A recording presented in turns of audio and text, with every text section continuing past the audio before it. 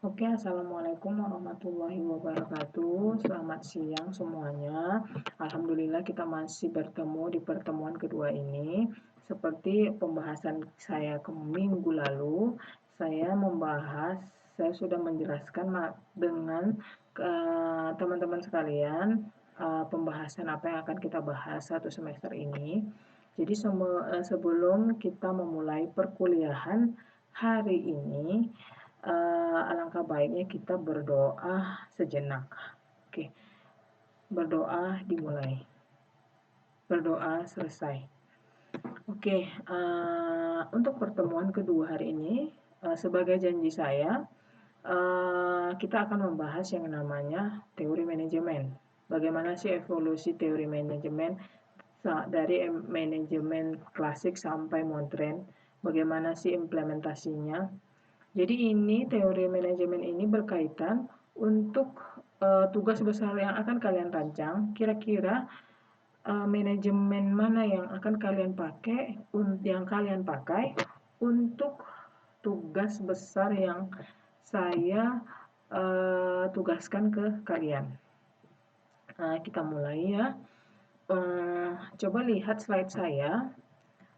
Di sini evolusi teori manajemen itu terjadi akibat di mana manajemen dan organisasi itu dikatakan sebuah produk sejarah keadaan sosial dari suatu tempat kejadian. Jadi kita dapat memahami evolusi teori manajemen itu dalam arti bagaimana manusia itu berkecimpung dengan masalah hubungan pada kurun waktu tertentu.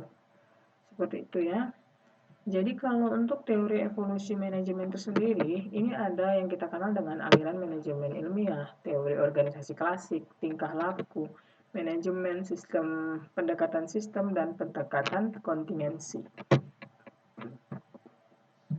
Untuk aliran manajemen ilmiah, biasanya aliran manajemen ilmiah ini terbentuk atau muncul akibat dari kebutuhan untuk meningkatkan produktivitas, di mana pada abad ke-20 di Amerika Serikat, kurangnya tenaga kerja yang terampil. Jadi salah satunya untuk meningkatkan produktivitas adalah menaikkan efisiensi dari pekerja. Makanya muncullah aliran manajemen ilmiah. Kalau dari ilmuwan-ilmuwan yang berperan dalam aliran manajemen ilmiah yaitu Frederick W. Taylor, Hendrik Elgan, dan Frank Endelian Gilbert. Kalau kalian sudah belajar tentang ergonomi 1, ergonomi 2, pasti kalian tidak akan merasa canggung dengan nama-nama ilmuwan ini, di mana Frederick W. Taylor ini dia merancang atau filosofi daripada 4 prinsip dasarnya, yaitu di mana perkembangan manajemen ilmiah ini biasanya menentukan metode yang terbaik. Seleksi ilmiah para pekerja diseleksi terlebih dahulu, baru kita lihat dari pendidikan dan pengembangan ilmiah daripada para pekerja. Kalau Hendrik Helgan, dia lebih kepada kerjasama, makanya dia memunculkan yang namanya Gantt chart. Gantt chart itu mempelopori sistem pencatatan dengan bagan untuk jadwal produksi, di mana Gantt itu membuat ide baru. Setiap pekerja yang dalam sehari dapat menyelesaikan tugas, dia akan dibebankan kepadanya, dia akan menerima bonus sebesar 50 sen. Kalau Lillian and Gilbert, sebenarnya kalau Frank dan Lillian Gilbert ini sepasang suami istri, dia tuh bekerja sama mempelajari kelelahan dan gerakan, serta memfokuskan pada berbagai cara untuk mendorong kesejahteraan pekerja individual. Jadi konsep mereka itu, gerakan atau kelelahan itu saling berkaitan. Setiap gerakan itu dapat dihilangkan untuk mengurangi kelelahan. Jadi mereka tuh berusaha mencoba mencari gerakan yang ekonomis untuk setiap tugas ataupun kegiatan untuk meningkatkan prestasi dan mengurangi kelelahan. Makanya lah muncul yang kita kenal dengan peta tangan kanan, tangan kiri. Jadi antara tangan kanan dan tangan kiri melakukan aktivitas secara seimbang. Kalau ilmuwan dari teori organisasi klasik, ini ada Weil, ada Max Weber, Mary Parker, dan Chester Ibana. Ini pasti sering kalian kenal dalam teori-teori manajemen klasik atau teori organisasi klasik. Jadi kalau Vail ini dia menemukan 14 prinsip manajemen. 14 prinsip manajemen Vail itu dari pembagian tugas, wewenang, disiplin sampai dengan semangat korps. Coba kalian jelaskan prinsip-prinsip manajemen Vail ini dalam forum diskusi yang akan saya buka di akhir penjelasan saya. Kalau menurut Max Weber ini menekankan bahwa manajemen itu harus menekan pada kebutuhan akan hierarki, lalu diatur dengan peraturan dan wewenang yang jelas.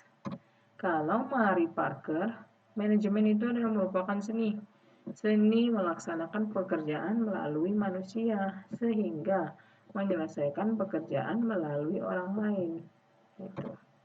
Kalau menurut Chester E. Barnard, perusahaan itu harus dapat beroperasi secara efisien dan tetap bertahan apabila organisasi yang dibuat itu seimbang dengan tujuan yang akan dicapai oleh perusahaan. Itu. Jadi kalau dari segi aliran hubungan manusiawi, ini ada Elton Mayer dan Abraham Maslow. Ini pasti sering juga kalian dengar ilmuwan ini. Elton Mayer itu biasanya karyawan itu akan lebih bekerja keras bila mereka percaya manajemen itu memperhatikan kesejahteraan mereka. Itu menurut Elton Mayer. Kalau Abraham Maslow, dia membuat teori hierarki kebutuhan. Jadi hierarki kebutuhan ini dibuat sesuai dengan kebutuhan apa saja yang akan dirancang oleh sebuah usaha. Jadi sebuah struktur organisasi itu dibuat sesuai kebutuhan. Kalau tidak sesuai kebutuhan itu mungkin tidak akan diprioritaskan gitu. Jadi kalau dari segi aliran ilmu manajemen ini ada Robert McNamara. Biasanya pendekatan masalah manajemen ini dilakukan dengan teknik matematik sehingga dihasilkan sebuah model, baru kita analisis lalu kita selesaikan.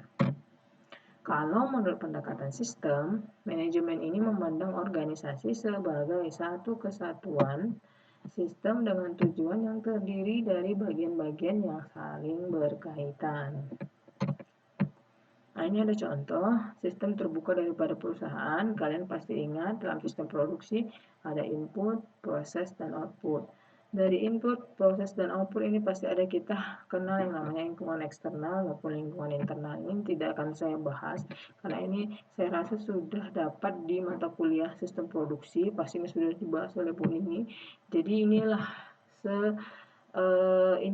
yang akan kalian rancang untuk membuat sebuah usaha. Ada yang kita kenal dengan pendekatan kontingensi. Kontingensi ini biasanya lebih ke pendekatan situasional. Biasanya teknik manajemennya itu paling baik apabila memberikan kontribusi untuk pencapaian sasaran organisasinya. Mungkin bisa dilakukan secara bervariasi dengan lingkungan yang berbeda. Nah, ini yang terakhir ada aliran manajemen modern. Aliran manajemen modern ini aliran manajemen modern ini membahas tentang dasar perilaku organisasi. Biasanya dia tidak akan dapat dipandang sebagai suatu teknik yang ketat, tapi manajemennya dibuat secara sistematik dan pendekatan, tapi harus dipertimbangkan secara hati-hati. Jadi di aliran manajemen ini ada pendekatan motivasional. Jadi motivasional ini bertujuan untuk menghasilkan komitmen pekerja terhadap tujuan organisasi. Nah, ini adalah slide terakhir. Ini contoh lingkungan organisasi. Inilah kira-kira lingkungan organisasi yang akan kalian rancang. Lingkungan organisasi itu ada lingkungan internal maupun eksternal. Kalau lingkungan internal yang terkait secara makro itu bisa lokal dan internasional. Itu contohnya ada pemilik organisasi, tim manajemen, para anggota, dan para pekerja maupun lingkungan dari fisik organisasi. Sedangkan kalau lingkungan eksternal ini merupakan pemasok, pelanggan, pesaing, partner strategis, regulator, pemerintah, dan masyarakat umum. Sekian presentasi materi kita hari ini. Saya ingin kalian untuk membuat atau memberikan saya satu contoh masalah lingkungan organisasi ini yang akan kita bahas pada forum diskusi yang akan saya buka setelah kalian menonton video penjelasan saya hari ini. Demikian presentasi materi saya hari ini. Saya rasa, saya harapkan kalian mengerti tentang masalah manajemen dan bisa kalian rancang dari sekarang manajemen yang bagaimana yang akan kalian rancang pada perusahaan yang saya tugaskan untuk kalian.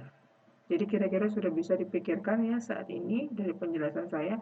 Apabila ada kesalahan saya mohon maaf dan saya buka diskusi melalui WhatsApp Group maupun Google Classroom dan juga e-learning. Saya rasa saya tutup presentasi saya hari ini. Semoga memberikan manfaat kepada kalian. Assalamualaikum warahmatullahi wabarakatuh.